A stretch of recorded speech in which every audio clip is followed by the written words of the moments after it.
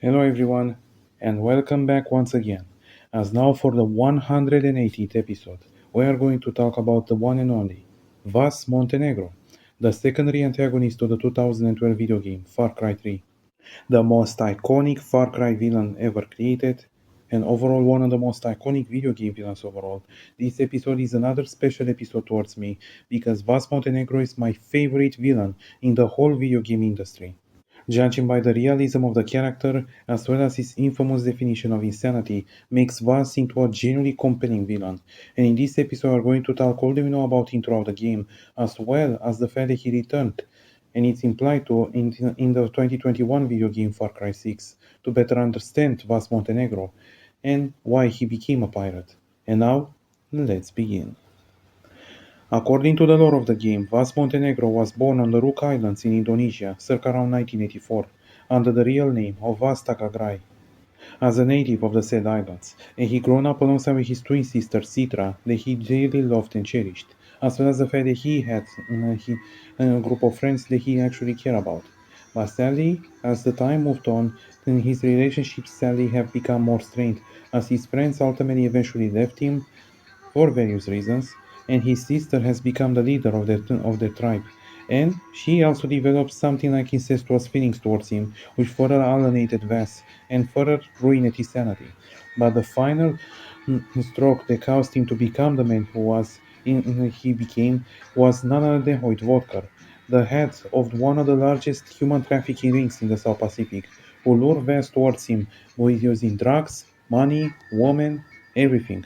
And with this, Vaas Talugmai has become Vaas Montenegro, the leader of his own pirate crew and the second in command of Hoyt Vodka. And he changed his last name after the European country with the same name. And so, for many years, he served Hoyt Vodka and led his own pirate crew in capturing people, especially tourists who came on the Rook Islands, and used them for human trafficking into Hoyt Vodka's circle.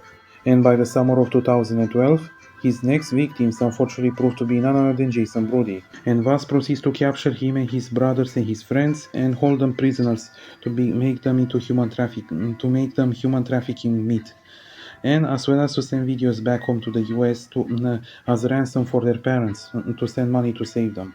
And throughout this whole ordeal, Jason escaped. Vaas killed his older brother and took his younger brother and his friends into attempted slavery. But Jason, thanks to Citra and their tribe, managed to officially gain the power in order to confront Vaas and to save all of them.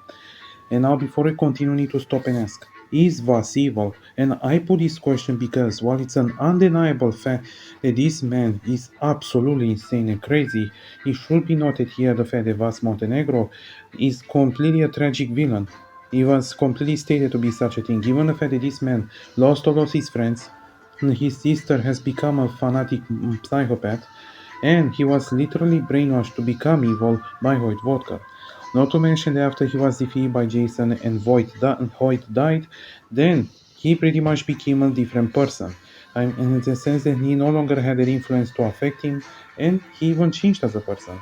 As well as the fact that he, to many degrees, is right about his definition of insanity, doing the same thing over and over and over again, expecting different results. And at the end of the day, the answer is pretty much yes. He is evil, but he's mostly a tragic kind of evil. In the end, he has been defeated and seemingly killed by Jason Brody, as Jason later freed his brother and friends and killed Hoyt Vodka and destroyed his organization.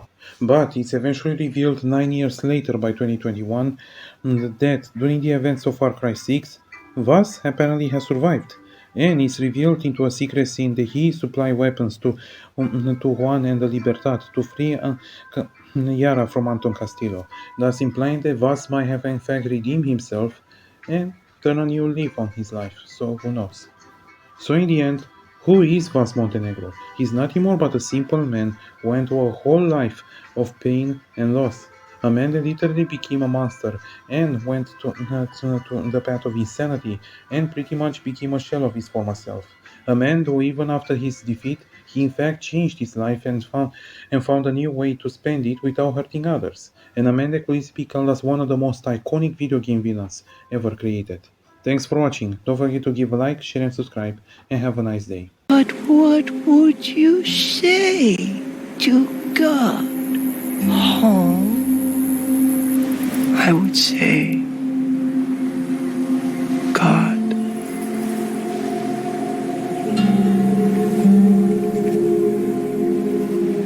lean back.